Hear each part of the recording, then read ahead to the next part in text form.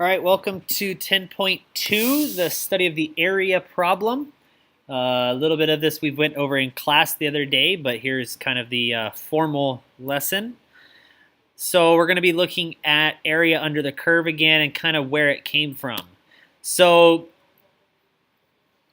as you might recall, in the last section, we discussed that if we had a position or a distance function, we could find the instantaneous velocity at a point by finding the slope of the tangent line at a given time value.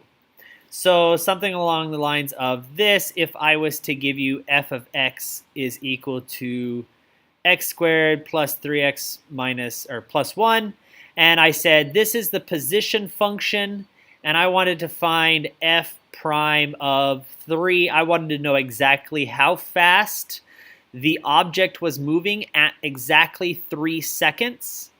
This would be the instantaneous velocity. So I'm making the connection here between position or distance and velocity. So we would know that the velocity is the derivative of position. And for now, obviously what you guys are doing is this limit as h approaches 0 of f of 3 plus h minus f of 3 all over h. And eventually through your process of basic algebra here, you would get, let's see, 21.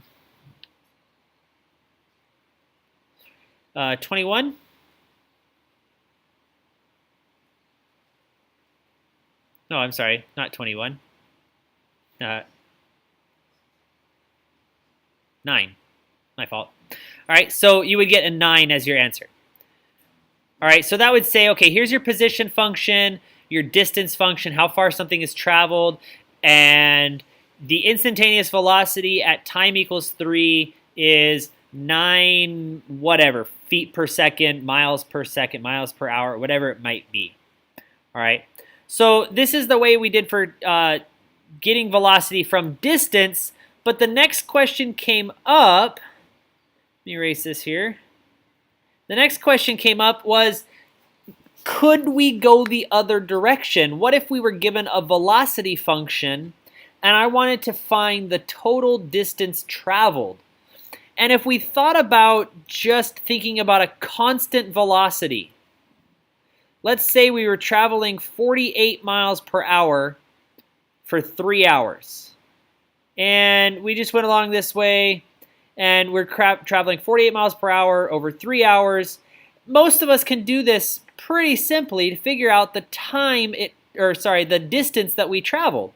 48 times 3, 48 miles per hour over 3 hours would be 144, if I did that right.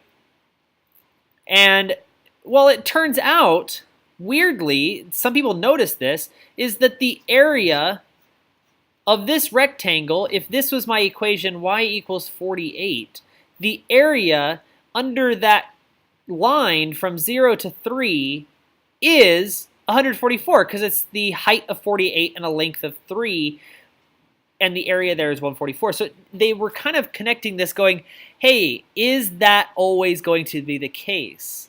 And it really does turn out to be that way. That the area beneath the curve and above the x-axis is the total distance traveled over a specified interval.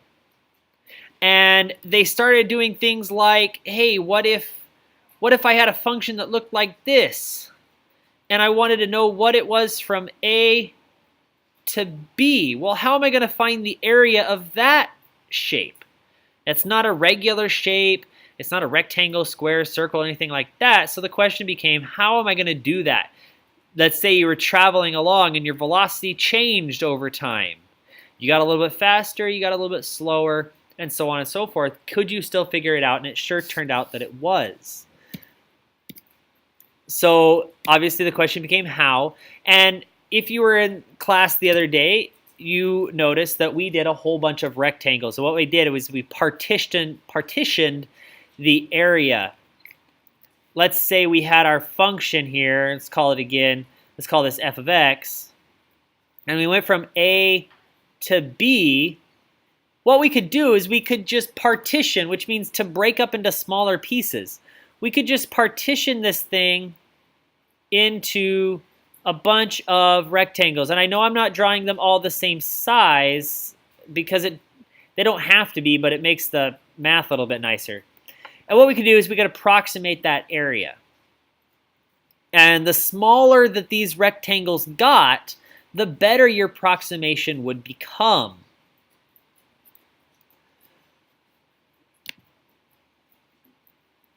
And if we were to think about this, if we were to think about the function x squared,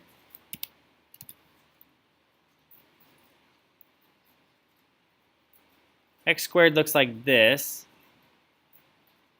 And we went from 1 to 3. We could find little rectangles.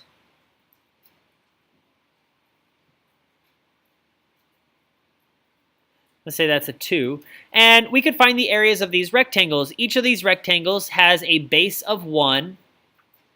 This one has a height of whatever x is at 1, or sorry, whatever y is. So I plugged in 1 to my function. I get 1 squared is 1, so the height is 1 as well. And in the next case, the base is still 1 times a height of 4, and I get 1 plus 4 is 5. So this under approximation here would be 5. Well, what I could do actually is instead of just 2 rectangles, I could do more rectangles. Let's say I didn't want to do 2 rectangles. Let's say I wanted to do 4 rectangles. Now each of my rectangles has a base of half and a height determined by whatever the y value is at x equals 2.5 or 1.5 and that sort of things. And that would get a much closer approximation. And if I wanted to go even farther, I could do things like a little bit skinnier rectangles. Okay, so go up to here and down and up to here and down. And I would just start making a whole bunch of new rectangles to get a closer and closer approximation of this area. And that would become a little bit into the calculus where this distance, the base of each of my rectangles is getting smaller and smaller, and it's approaching 0. So if you were to look at this mathematically, and that's really what we want to look at now, and look at it as a calculus definition, these are called Riemann sums. This is a guy, his last name was Riemann, and he got stuff named after him because he kind of helped figure this stuff out. And what it is Riemann sums, but it's the definite integral. That's really the thing that we're finding, the thing we're calculating here. The areas under the curves are actually called definite integrals because it's defined between 2 points. And we use Riemann sums in this particular class, and we discuss them a little bit later in calculus. But Riemann sums are basically just the sums of all of the rectangles. So what we want to do is we really do want to just pick apart this definition because I want you guys to be able to read these things and understand them along the way. So we have this function f, and it's defined on an interval from a to b. So just like I drew a few minutes ago with this, it's defined from a to b, and it's stuff you can actually calculate, stuff you can do here. And let. Now, if you recall, this big E here, this big backwards E is actually called sigma, but it means sum. It means to find the sum of all of these things. Now, let's pick this apart here. Delta x, that's just the change in x. How far did each of these rectangles go? That's delta x. That's the base. So you can call delta x, that's the base of all of my rectangles. And f of x sub I, each of these x values, I'm going to draw this a little bit bigger down here.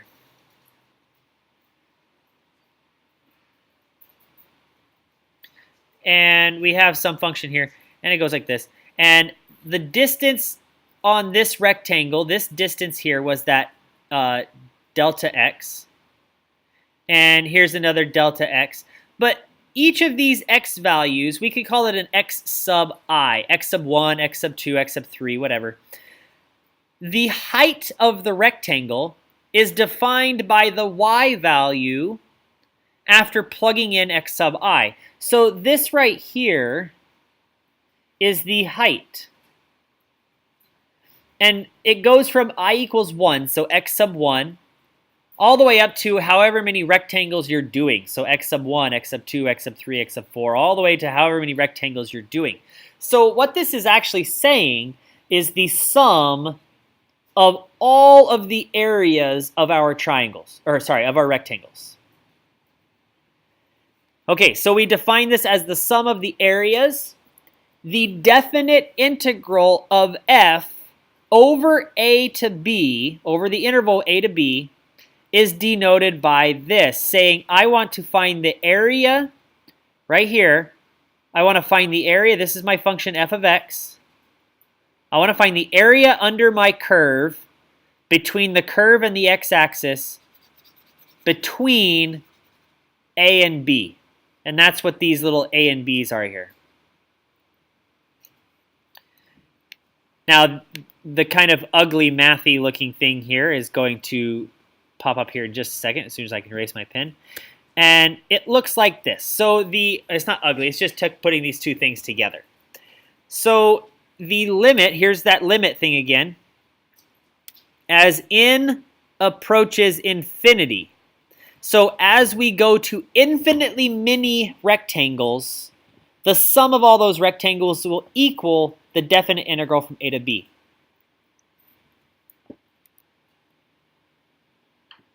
Now, this is kind of the mathy piece here that we're not really going to have to worry too much about in our class. Sometimes the limit doesn't exist, and if it does exist, we say the function is integrable on the interval from a to b.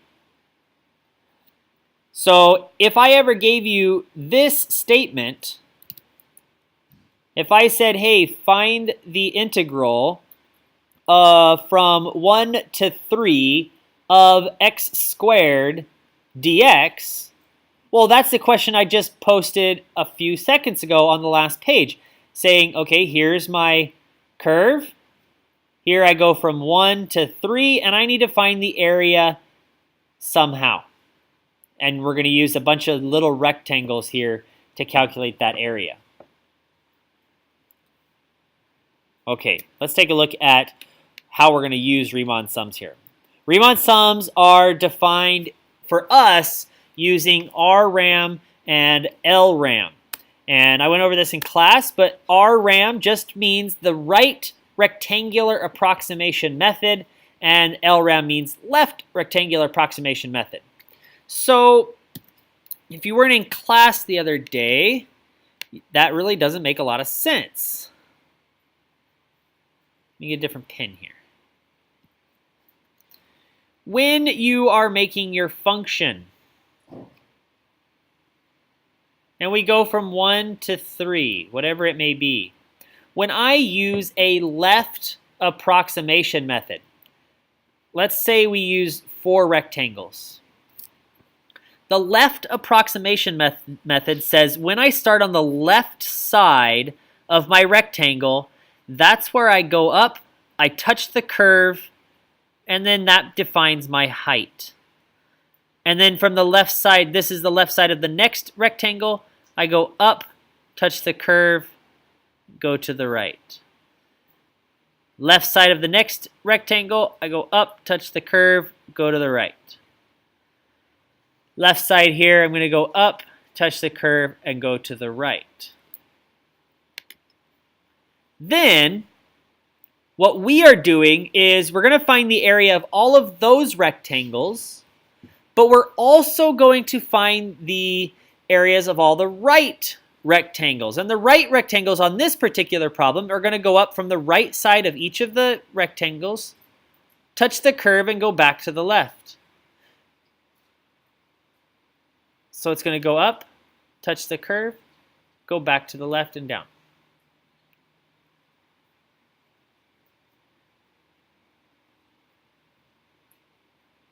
And this method just continues here. And you'll notice that in this particular case, the right hand rectangles are an over approximation, and the left hand rectangles are an under approximation. So what we need to do is we need to find the average of both of them. So if you find the RRAM and you find the LRAM, you add them together and you divide by 2, and that will give you a close approximation of the area under the curve. So if I was to think about this particular question here, let's actually do this one. So I got the function x squared from 0 to 3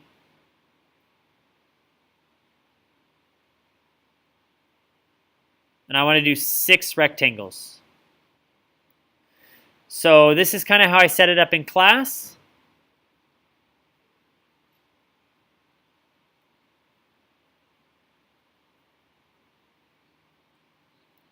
I need to set up a table of values, and you can use your calculator here. Let's see, 1, 2. My x values that I'm going to be using, since I'm going to be doing 6 intervals, I'm going to use 6 rectangles to approximate on the area from 0 to 3. I'm going to use the values 0, 0.5, 1, 1.5, 2, 2.5, and 3. And on the left side are the numbers 0 all the way up to 2.5. Those are my left rectangles. So if I plug in these numbers to figure out my heights, my height at 0 is 0, and it's okay to have a height of 0. My height at 0.5 is plugging in 0.5. I get 0.25. Here I get 1. I get 2.25. I get 4. And I get 6.25. Those are all my left-sided rectangles. My right-sided rectangles do not include the 0, because that's on the left of this first interval, not on the right. But it will include the 3.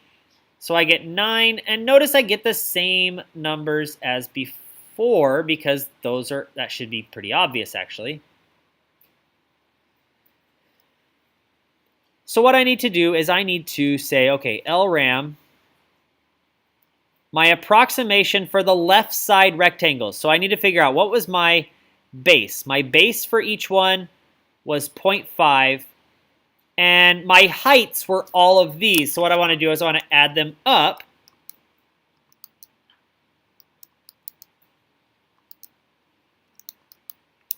And I get 13.75. Divide by 2 or multiply by half. And I get an approximation for left, which is an under approximation, of 6.875. And my RRAM, my bases of my rectangles are still 0.5. This one is a little bit more. Notice the 0 doesn't get counted, but I do have an extra 9, so this becomes a 22.75 for a sum.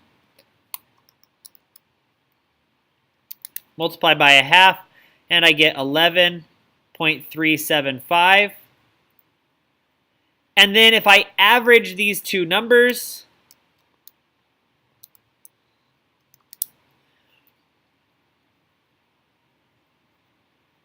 my approximation using the average here, this number, LRAM plus RRAM divided by 2, is 9.125. And you'll be happy to know that the actual answer in calculus that we would get in calculus next year is actually 9. And just using 6 intervals like that, we get pretty close to an actual answer. Okay, so what I have here is actually what I did previously with the work. And so that's really how you have to do it. You have to go through that method. You can use your calculator however you need to use it. But I do want you guys to be writing those tables down and actually doing the calculations. Okay. Now, every once in a while you come across a problem that you don't actually need to do all of the LRAM and the RRAM. And what you really want to do is you want to compute the integral without using rectangles. So you got to think about, what does the graph of this function look like? This says, hey, find the area under the curve 2x from 0 to 5. So what does that function look like? Function's going to look a little bit like this. From 0 to 5, 2x looks like this. It goes this, like this, has a slope of 2. So up here is a 10 where it hits the 5. And the question is, okay, what's the area under this curve? Well, you could go through the whole LRAM and RRAM process, but that would be kind of pointless. Because in this particular case, this is just a triangle. And we can find the area of a triangle very, very simply by saying the area under this curve is equal to 1/2 times the base of 5 times the height of 10.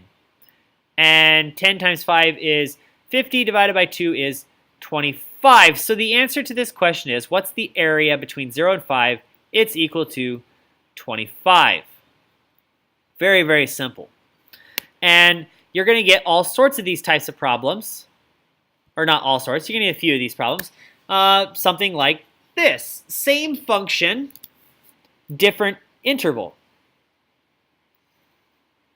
Same function, different interval. So going like this, going from 3 to 9. Notice I don't care about scale. Finding this area. Well, that's a trapezoid. Okay, so the area here is going to equal 1/2 times the height. The height is this, by the way. So it's 6 times base 1 plus base 2. Plugging in a 9, I'm all the way up at 18. Oops.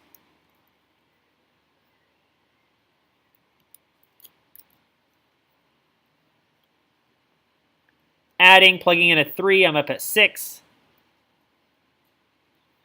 6 plus 18 is 24. Half times 6 is 3. 3 times 24 is 72. So our answer is 72. All right, and I'm just going to do a couple more of these here. If we were to do the next one, what's the next one? Okay, so same, actually almost exactly the same thing as the last one here. So you just have to know how to graph functions. 2x plus 3 looks like this. Going from 1 to 4. Hey, it's a trapezoid again. Okay? I really want to do the next one, though. What about this one? This one looks a little bit more complicated. Some of you are going to have to graph this on a calculator just to figure out what it is. But the square root of 9 minus x squared, if you were to think about that as y equals the square root of 9 minus x squared, and then you were to square both sides, and then you were to make it look like this, you should probably know that that is a circle, or actually a half circle because it's the positive square root, of radius 3. And I want to know, what's the area from 0 to 3? Well, the area from 0 to 3 is just 1/4 of the area of the circle.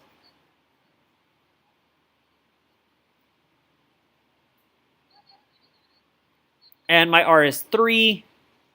So it becomes 3 squared is 9 over 4. So my area is 9 pi over 4. And you could approximate that if you really want to. Okay, so you will be doing LRAM, RRAM today, and some of the non-LRAM, RRAM problems like I just showed you here. And here's your assignment. I hope you guys have fun with this stuff. This stuff is actually pretty interesting. I hope you think it is anyway. And I will see you guys in the morning.